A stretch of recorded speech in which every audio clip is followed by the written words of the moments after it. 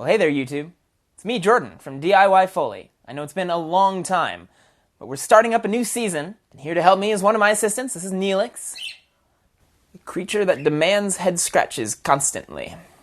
This is the show that takes the mystery out of the movie magic of sound design, clarifying the complexities so you can become a prosumer and beyond. I can see no better way to start our new season than by a gear check.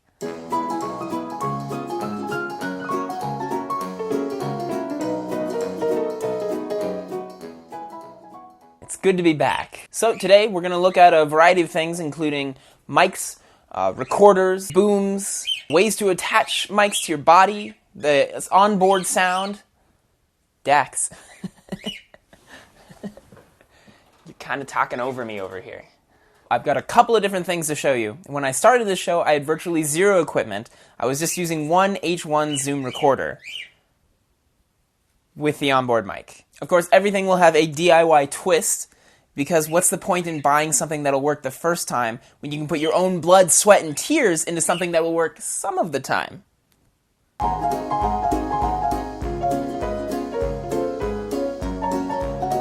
Alright, so let's talk about mics. A shotgun mic is probably the one mic you need if there was only one. I love my shotgun mic by Audio-Technica. Shotgun mics are directional, which means that you have to point them towards the action, which is nice because you can point them away from sounds that you don't want to hear. And they hook up using an XLR cable, which is basically lossless, so you have the best possible audio quality. Shotgun mics are great for Foley. You just point them towards the object interaction. You can follow someone's feet, point it towards a door being closed, a button being pressed. So shotgun mics vary quite a bit in length, and the longer they get, the more directional they are. So they really pinpoint in on the sound. So if you have a very distant actor that you need to record, or if you have a really noisy environment and you have an actor doing something, you want to capture what they're saying or what they're doing, a really directional mic is handy for that. However, mine is pretty short because I work generally with ensemble casts, with large groups, so I need to have a range of sound, not as much of a laser pinpoint. So here's where the DIY part comes in. My shotgun mic is designed obviously to connect to a standard boom pole, but I 3D printed a converter that goes from boom pole to broom pole, or painter's pole, or whatever. So if I need to, I don't even need to bring a boom pole with me. As long as the house or apartment that we're filming at has just a normal broom purchased from Walmart, I can use that as a boom pole. And broom poles and painter's poles are way cheaper than a fancy name brand Rode boom pole. Other thing that you should definitely consider is a bump resistant housing of some sort. The one I'm using, it's basically a hollow cylinder with 4 rubber bands around it. So when your audio technician is moving and running around and shaking the pole all around, that absorbs the motion and you don't hear it in the mic. So you can make your own following this link here, or I just bought mine for about 10 bucks. If you've done any searching through YouTube, you've probably seen the Rode mic is the most popular shotgun mic for film. There's ones that attach to your camera, there's ones that are independent, XLR hookups. But personally, I asked around, did some research of my own, and the Audio-Technica that I have is quite a bit cheaper and has roughly comparable sound quality. I can't notice a difference myself, so that's something to consider. Now, the next type of mic I want to talk about is a lav mic, also known as a lavalier mic or a lapel mic. I'm actually wearing one now. That's how you're hearing me speak so clearly. It's a pretty good mic. It was only about 20 bucks. It is also by Audio-Technica. So what does a lav mic have to do with Foley? It's good for recording character motion and action, especially if your actor is very distant. You can hear clothes rustling. You can hear breathing noises. You can hear fast-paced motion. It'll pick up footsteps sometimes. It's incredibly useful, but it does plug in through a 3.5mm jack into my H4N Zoom Recorder, so it does degrade the quality a little bit. Alright, so you got some mics, or you're looking at some mics. The other thing you need is a recorder.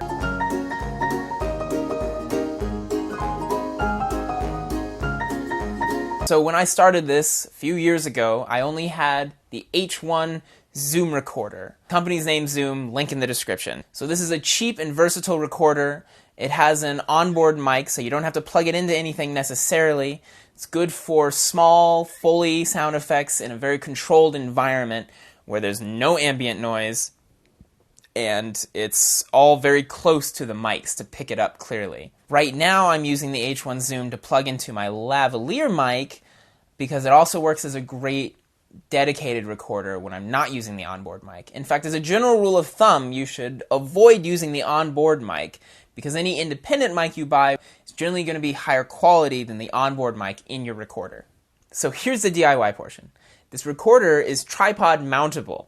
So it takes a 1/4-inch screw in on the back, so you can put it on a tripod and not have to keep your hands so busy. But what I did was I printed off a converter that mounts to your belt and takes a tripod head.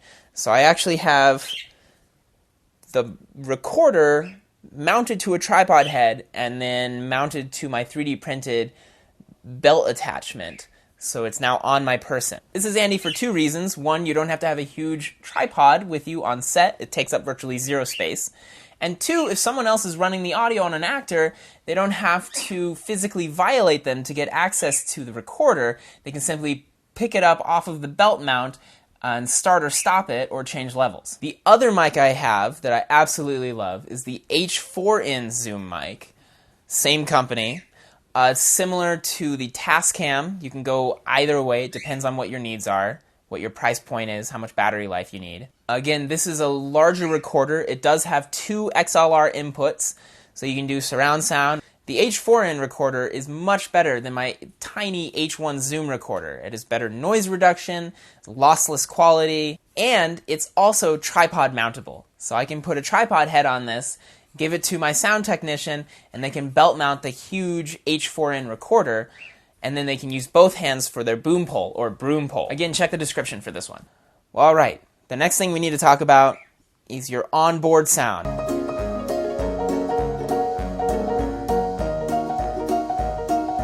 This is the sound that your camera records. It is incredibly valuable and totally worthless at the same time. This is something that you need to have in Premiere Pro so you can align, or whatever your nonlinear program is, so you can align your shotgun mic audio or your lav mic audio with the visuals. So if you're using the Adobe Suite CS6 or later, there is an auto align option built into Premiere. And if you're working in CS 5.5 or earlier, then you need to align it manually like I do. And then if you either have Audition CS6 or later or Sound Booth CS 5.5 or earlier, you can fix or change the levels of audio before aligning it to a clip. All right, the last thing I want to talk to you guys about is what you should be doing when you're on set, audio gear ready to go.